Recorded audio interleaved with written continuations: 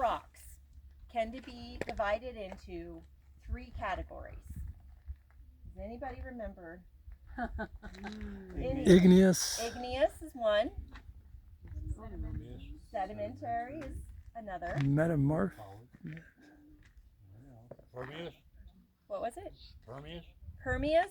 That would be kind of like sedimentary. Some of the permeable rocks would be into sedimentary rock. Metamorphic. You could have spoken up, that's fine. Metamorphic. Yes, so our igneous rock comes from molten material beneath the crust, and it bubbles up and can cool in the ground, in the air, or in water. And depending on where it's cooled, it will have different characteristics to let us know where it cooled.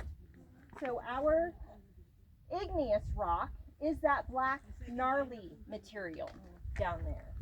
Now if we look at the down in the canyon where the bridge is, with the sun it makes it a little bit harder, but there's actually pink veins of granite in there. So you have some black material and some pink material. But all this black gnarly looks very vertically orientated is our igneous material. Now it looks like a pedestal, so it'll come up vertically and then it's just kind of sheared off.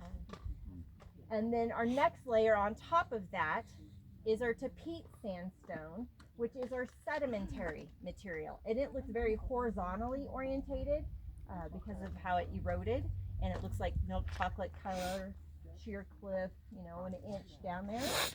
But where those two contact, where they connect, that is our great unconformity.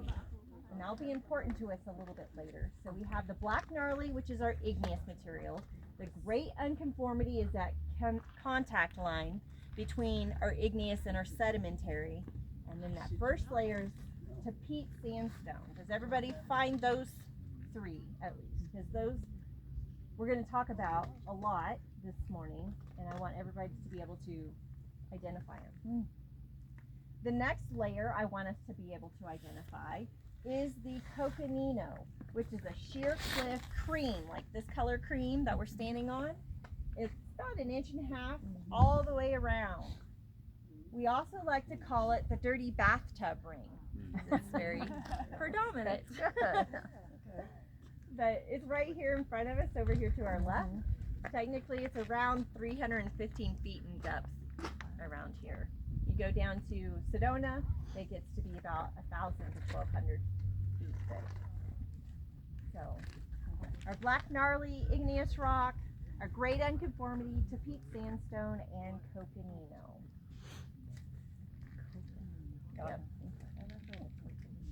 The metamorphic, there is metamorphic in here, but we won't really focus more really on that this morning. Anybody have any questions? Where's the swinging bridge at? The swinging